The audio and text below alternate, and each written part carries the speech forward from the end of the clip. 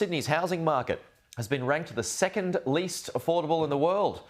The city has overtaken London, Amsterdam and Toronto over the past decade. Hong Kong, though, still remains the most expensive. A new report claims the housing crisis is costing Sydney $10 billion a year plus as people and businesses look elsewhere. So this is according to a report that's released today, and Chris Minns, the New South Wales Premier, is going to be talking about this as well. Joining us live now, in the meantime, is Eamon Waterford. He's the CEO of the Committee for Sydney, who's responsible for this report. Eamon, good to see you. Thanks for your time this morning. So just elaborate on that figure. So unaffordable housing costing Sydney $10 billion a year plus. How do you come to that figure? Yeah, so we've estimated the cost to our productivity, to talent acquisition and to our innovation economy. So relatively hard-nosed economic data that we're looking at here.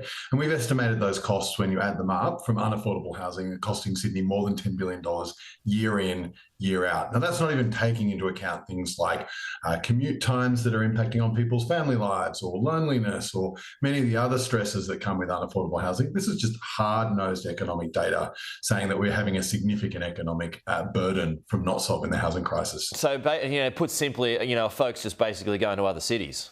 And so those other cities are enjoying the benefits that Sydney could have had our housing been more affordable.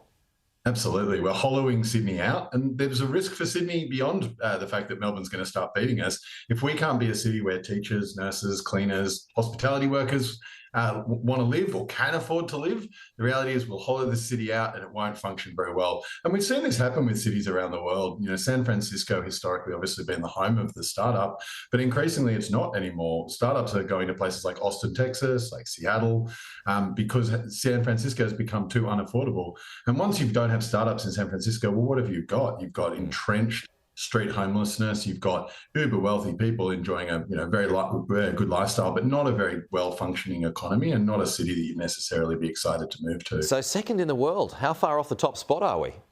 Well, Hong Kong's pretty extreme, but we are still in an incredibly unaffordable place. And I think it's important to recognise that people in Sydney probably feel like the frog that's been boiling in the water. This is normal. This is not normal.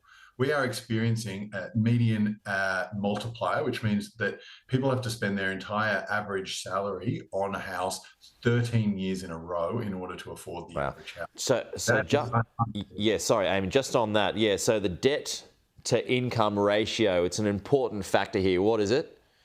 So it's 13.5 times for Sydney, which means, and the median income needs to spend their annual salary 13 years in a row in order to afford the median house.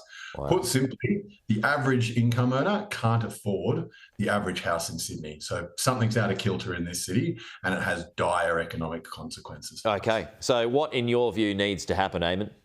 We've got to build a lot of houses. That's the basic point we've got to start with. We have to build a lot, more than we've ever built in this city in any one year, but every single year for the foreseeable future.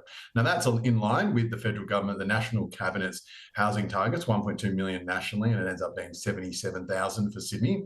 We've also got to make sure that some of those houses are what we call key worker housing, social and affordable housing, basically housing that's allocated to some of these cohorts that we know won't be able to afford to crack the housing market, but are really important for the long-term prosperity. So your cleaners. A city doesn't function without good cleaning.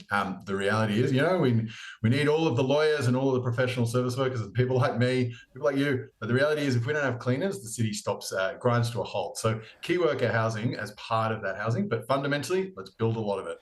So Chris Minns, the New South Wales Premier, he's going to be speaking on this and probably other issues as well later on today. But do you think there is a will? Do you think there is a will? I mean, the government's had its housing fund knocked back at the moment and still pushing ahead with that. That's on a federal level, but it has kicked in billions to the states. I mean, do you think that there is a will to up housing now from what you've been able to see in the recent weeks and months? I think there's a growing recognition from politicians that this has become a politically red-hot issue, right? That they can actually win votes on housing. Historically, I don't think governments have seen housing as something that's a vote winner, or at least taking action on the housing market in the way that they're talking about now. Chris Minns is absolutely keen to go on some action on the housing space. He's clearly made the number one issue for him. He's talking about we need to go up, not out. We need to have a massive rezoning. Everybody's going to have to get used to the idea of density, but hopefully density done well designed density. So I think there is political appetite. Now, obviously, when the rubber hits the road and it actually means putting apartments on leafy streets in communities that haven't experienced change in recent years, it becomes a bit more politically fraught. Local members will start arcing up, backbenchers start arcing up because it's their local communities that are affected by the change. Yeah. So there's a lot of space to move on this, but partly that's what we wanted to articulate with this research is the scale of this problem is so great. We actually do need great impact, great change in order to see effect on this issue. Well, there's rental stress as well. So if nothing is done in the short term, Eamon, where does this lead? We'll close here. Well, the reality is Sydney is on a trajectory to hollow itself out. And that economically means that we're not going to be as thriving or as functioning as we are currently. Sydney's always been successful because it's an attractive city, not just beautiful, but attractive in terms of attracting smart people and attracting capital. We won't be able to do that if housing remains unaffordable, and we are on the wrong trajectory. So if action's not taken, I think we will see economic strife ahead for the city. Okay. Eamon Waterford, appreciate your time. Thank you.